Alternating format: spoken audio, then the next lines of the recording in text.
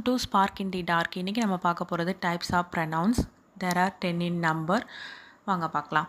Personal and impersonal, subject and object, possessive, reflexive and intensive, demonstrative, interrogative and relative. Personal pronoun அதாவது first person, second person, third பர்சனுக்காக நம்ம mention பண்ணுறதுக்கு use பண்ணுற எல்லா நவுன்ஸுமே personal pronouns தான். இதில் ஒரே ஒரு டிஃப்ரென்ஸ் மட்டும் இருக்குது. அதாவது personal pronouns are the ones that you use for a human being. For example he, she, we, I, me, they, them. இந்த மாதிரி நம்ம வந்து ஹியூமன் பீயிங்ஸை மென்ஷன் பண்ணுற மாதிரி யூஸ் பண்ணுறத பர்சனல் ப்ரனவுனும், இதை impersonal pronouns are the ones that you use for திங்ஸை மென்ஷன் பண்ணுறதுக்கு நம்ம யூஸ் பண்ணுறத இட்டுன்னு மென்ஷன் பண்ணுவோம். அது ஒன்று தான் இம்பர்சனல் ப்ரனவுன்னு சொல்லுவோம். தென் சப்ஜெக்ட் ப்ரனவுன்ஸ். ஒரு சென்டென்ஸில் 1 or 2 நவுன்ஸ் இருக்கலாம். அதில் மெயினாக டூயராக ஒரு நவுன் இருக்கும் தெரியுமா, ஒரு ஆக்ஷனை செய்யும் தெரியுமா, அந்த நவுன் வந்துட்டு நம்ம சப்ஜெக்ட் ப்ரனவுன்னு சொல்லுவோம். அந்த ஆக்ஷனை ரிசீவ் பண்ணுற அதே சென்டென்ஸில் இருக்கிற அனதர் நவுனை நாம் ஆப்ஜெக்ட் ப்ரனவுன் அப்படின்னு சொல்லுவோம். இது ஃபார் எக்ஸாம்பிள் பார்த்தீங்கன்னா, I give them cookies every week. இதில் ஐ அப்படின்றவர் டூயராக இருக்காங்க. ஸோ அந்த பர்சனை நம்ம ஐ அப்படின்ற ப்ரனவுன் மூலமாக நம்ம வந்து ஐடென்டிஃபை பண்ணுறோம். அதே மாதிரி கிவ் தெம் அப்படின்றவங்க ரிசீவ் பண்ணுறவங்களா இருக்காங்க. இந்த இடத்துல இவங்க தான் ரிசீவர். ஸோ அவங்கள தெம் அப்படின்ற ஆப்ஜெக்ட் ப்ரனவுன் மூலமாக நம்ம மென்ஷன் பண்ணுறோம். Possessive pronoun.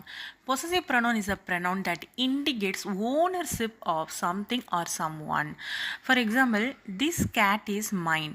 அதாவது அந்த கேட் வந்து என்னுடைய ஓனர்ஷிப்பை நான் இங்கே வந்து மென்ஷன் பண்ணுறேன். இந்த மாதிரி நம்ம மென்ஷன் பண்ணுறதுக்கு யூஸ் பண்ணுற ப்ரனவுன்ஸை பொசசிவ் ப்ரனவுன்ஸ்னு சொல்லுவோம். For example mine, ours, yours, his, hers, theirs, whose, இந்த மாதிரி நம்ம மென்ஷன் பண்ணலாம். ரிஃப்ளெக்சிவ் ப்ரனவுன்னா வேறு ஒன்றும் கிடையாது. ஒரு சென்டென்ஸில் சப்ஜெக்ட்டும் ஆப்ஜெக்ட்டும் சேமாக ஒரே பர்சனை மென்ஷன் பண்ணிச்சு அப்படின்னு சொன்னால் அதுதான் ரிஃப்ளெக்சிவ் ப்ரனவுன்ஸ். இந்த ப்ரனவுன்ஸ் வந்து மேக்ஸிமம் செல்ஃப் இல்லைனா செல்ஃப்ஸ் அப்படின்னு தான் எண்ட் ஆகும். For example my self, her self, him selves அப்படின்னு நம்ம சொல்லலாம். இதில் I believe in my self அப்படின்னு நீங்கள் பார்த்தீங்கன்னா ஐ அப்படின்றதும் சேம் பர்சன் தான், மை செல்ஃப் அப்படின்றதும் சேம் பர்சனாக தான் மென்ஷன் ஆகும்.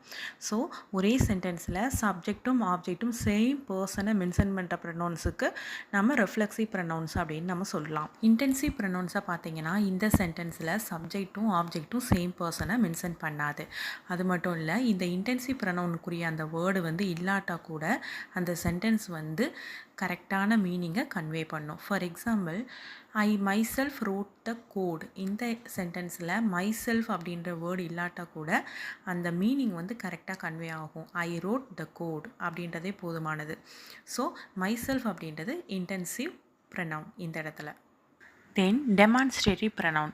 டெமான்ஸ்ட்ரேட்டிவ் ப்ரனவுன் அப்படின்னா ஒரு சென்டென்ஸில் பர்டிகுலராக ஒரு நவுனை நம்ம இண்டிகேட் பண்ணி சொல்கிறதுக்கு யூஸ் பண்ணுற வேர்டு தான் டெமான்ஸ்ட்ரேட்டிவ் ப்ரனவுன்.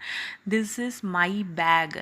திஸ் அப்படின்றது அந்த பேக்கை மென்ஷன் பண்ணுறதுக்காக யூஸ் பண்ணுற ஒரு ப்ரனவுன். இந்த ப்ரனவுனை தான் நம்ம டெமான்ஸ்ட்ரேட்டிவ் அப்படின்னு நம்ம சொல்லலாம். திஸ், தேட்டு, இது அந்த ப்ளூரல் ஃபார்மில் தீஸ், தோஸ் அப்படின்னு நம்ம யூஸ் பண்ணுவோம். தென் இன்ட்ராகேட்டிவ் ப்ரனவுன். இன்ட்ராகேட்டிவ் ப்ரனவுன் அப்படின்னா ஒரு அன்னோன் நவுனை பற்றி நம்ம கேட்குற கொஸ்டின் வேர்டு தான் இன்ட்ராகேட்டிவ் ப்ரனவுன் சொல்லலாம். For example what is this, who are you, இப்படி வாட், விச், ஹூம், ஹூஸ் அப்படின்ற வேர்டால் நம்ம கேட்குற கொஸ்டின்ஸ் எல்லாமே இன்ட்ராகேட்டிவ் ப்ரனவுன்ஸ் தான் சேரும். At last relative pronoun. Relative ப்ரனவுன்னா வேறு ஒன்றும் கிடையாது. ஒரு நவுனை பற்றியோ நவுன் ப்ரேஸை பற்றியோ அடிஷ்னலாக சில இன்ஃபர்மேஷனை வந்து கொடுக்கறது தான் ரிலேட்டிவ் ப்ரனவுன்னு சொல்லலாம்.